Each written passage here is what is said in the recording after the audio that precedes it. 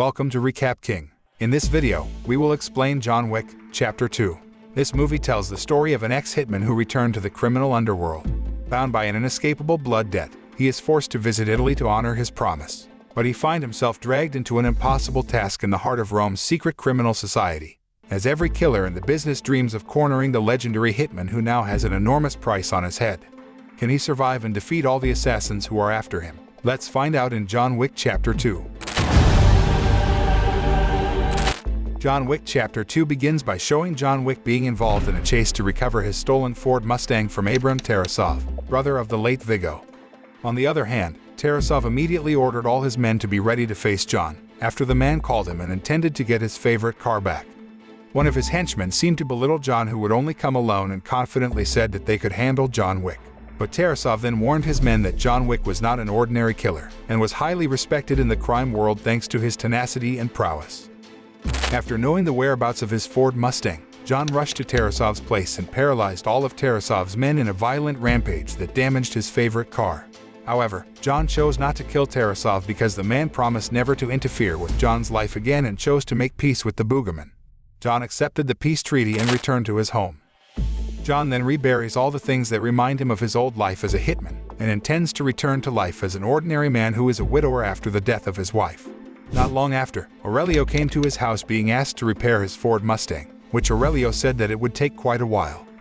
In the evening, John is visited by Santino D'Antonio, the Camorra crime boss, who asks John to return to his old life and do a job for him.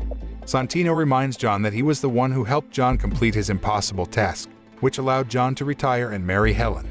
In return, John swore to a marker, an unbreakable vow symbolized by a blood oath medallion. Santino presents the marker to demand services from John. The Santino family is not an arbitrary mafia family, because Santino's father is a high-table member, a council of 12 high-level crime bosses who oversee all the continental hotels around the world. Even so, John, who was determined to decide to leave his old life, immediately rejected Santino's wishes. Rejected by John, Santino then launches an attack to destroy John's house with a grenade launcher. John managed to survive the attack. Knowing that he no longer has a place to live, John travels to the Continental Hotel in New York City with his dog. Arriving at the Continental, John seeks help and advice from Winston, who reminds John that if he rejects the marker, he will be violating one of the two unbreakable rules of the underworld: no killing on Continental grounds, and honoring every marker. Having no other choice, John reluctantly accepts his commitment and goes to see Santino. Without further ado, Santino immediately assigned John to kill his sister Gianna, so that Santino could claim her seat on the high table, because the man thought that he was more worthy of replacing his father's position on the high table than his sister. After John agreed, Santino then sent Ares, his mute bodyguard, to observe John's mission. After picking up some of his belongings at the storage location, John went on a trip to Rome, where he stayed at the Rome branch of the Continental Hotel and was warmly greeted by Julius, the hotel manager. After that, John visits a tailor shop devoted to assassins, where they design bulletproof clothing to support their work in the criminal underworld. John also visits a man to get a blueprint of Gianna's whereabouts to make it easier for John to know the various accesses in and out of the place. The last but not least, John visited his regular weapons shop, where the shop owner was very familiar with the legendary John Wick and knew what weapons were suitable for him to carry out the mission. At night, John infiltrates Gianna's coronation for her seat in high table, and confronts her in a dressing room. Faced with certain death, Gianna chooses to take her own life by slitting her wrists rather than being killed by John Wick. However, John still shot the woman in the head to fulfill the marker.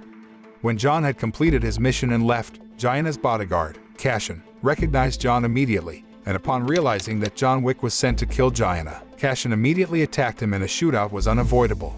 After successfully evading Cashin and his henchmen, John flees to the catacombs, where he is double-crossed by Ares and Santino's henchmen, who intend to tie up loose ends by killing him. After killing most of the henchmen, John is again pursued by Cashin. John was again involved in a fierce battle with Cashin that brought them to the lobby area of the Continental Hotel. Because all the Continental hotels have the same rules, John and Cashin have stopped their fight to respect the rules. John and Cashin then head to the bar, and as the two share a drink, John explains to Cashin why he killed Gianna. Even though Cashin finally found out that Santino was the one who ordered John to kill Gianna, Cashin would still kill John and promised to kill John quickly as a sign of professional respect. When he returned to his room, John got a call from Santino asking John not to think about the attack of his men in the catacombs, because it was only to avoid people's suspicion of Santino. The next day, as John prepares to check out from Rome's The Continental Hotel and return to New York City, Santino opens a $7 million contract to kill John under the guise of avenging his sister. Quickly, the contract was distributed to assassins around the world, which then made them tempted by the very high contract value. On the other hand, Santino met with Winston, who asked for a blood oath from Santino, which indicated that John had fulfilled his commitment and was no longer bound by an oath with Santino. Winston then warned Santino that John Wick will not stand by and will come after Santino because he has betrayed him. Even so, Santino didn't seem to heed Winston's warning, because he was quite confident and sure that John Wick wouldn't be able to kill him. Arriving in New York City, John begins to come under attack from assassins as he walks the streets of New York City. The man had a bit of trouble dealing with the fat killer, but he managed to kill him by shooting the fat man in the head. When attacked in a subway station, John manages to kill the assailant with a pencil, living up to his reputation over the years. As they continue walking, John confronts Cashin again and engages in a gun battle with silencers in the crowd so as not to cause chaos. Cashin confronts John in the subway, and after a vicious fight, is left with a knife stuck in his aorta, leaving Cashin's fate uncertain. After a fierce battle with Cashin, John, who was seriously injured, sought help from a beggar by giving him a gold coin. John eventually met an underground crime boss known as the Bowery King, whose subordinates treat John's injuries. John then enlists the help of the Bowery King to find the location of Santino's whereabouts with his underground network and weapons to kill Santino. But the Bowery King then questioned why he should bother to help John. John immediately replied that if Santino succeeded in claiming his seat on the high table, then the Bowery King would be removed from office and would no longer be able to control the underground network. The Bowery King seemed to be thinking about John's words. Intrigued by John's intent to kill a member of the high table, the Bowery King sportingly gives him a gun with only 7 bullets, one for each million of the contract, and directs John to an art museum where Santino holds a gala. After getting a weapon with only 7 bullets and information on Santino's whereabouts, John rushed there and slaughtered Santino's men. John then chases Santino throughout the museum, while killing his remaining minions. But Santino was immediately caught by Ares, Santino's mute security enforcer, and managed to escape from there. After overthrowing all of Santino's henchmen, John finally faced Ares in hand-to-hand combat, until John finally managed to kill the woman. On the other hand, Santino manages to escape to the Continental, where he intends to remain in his shelter indefinitely. Because he knows that the hotel has a rule that prohibits anyone from committing murder there, so Santino is sure that he will be safe from John Wick while inside the Continental. Not long after, John finally arrived at the Continental and asked Charon where Santino was. Even though he looks tired, covered in wounds and covered in blood, John remains firm and committed to getting things done. So Charon tells John where Santino is right now. Santino is at the Continental Lounge with Winston. Seeing John's arrival, Winston tries to warn John not to act rashly by killing Santino in the Continental or John will face the consequences. Meanwhile, Santino seemed relaxed enjoying his meal because the man was so confident that John Wick would not dare to kill him at the Continental. But it seems that John no longer heeded Winston's warning, because he was so sick of Santino who had betrayed him and also destroyed his house. So, without thinking, John Wick immediately killed Santino at the Continental, and left immediately. John then returns to his destroyed home, reminiscing about the time he spent together with his late wife during their stay in the house. So many memories and beautiful moments they spent in the house, but Santino instead destroys it. The next day, Charon came to John at his house, and took the man to a park to meet Winston. Because John had broken the rules at the Continental, Winston explained that according to the high table, the value of the contract to kill John had been doubled and offered globally.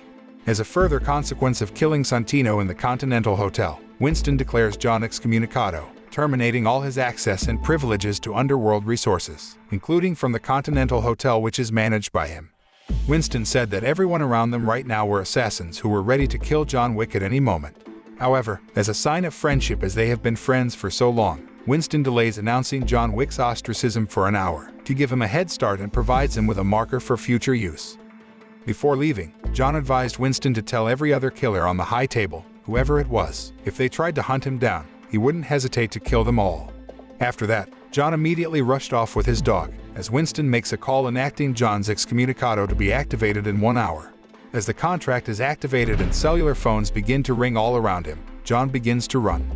The film ends. The moral of this film is never to betray other people, especially the most dangerous assassin in the world who is very committed in doing every job. Moreover, if you underestimate him, disturb his life, and destroy something very precious for him, then only revenge and no forgiveness will come from him.